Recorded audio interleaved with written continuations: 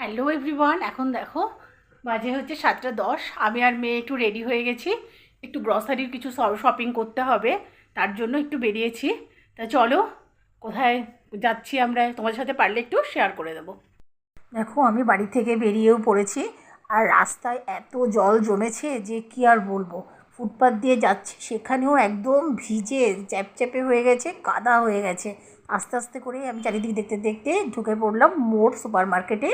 আমি এখান থেকেই কিছু কেনাকাটা করে নেব, কারণ আমি না যে জিনিসগুলো কিনবো এখানে এলেই আমি এক ছাদের তলায় সমস্তটাই পেয়ে যাব।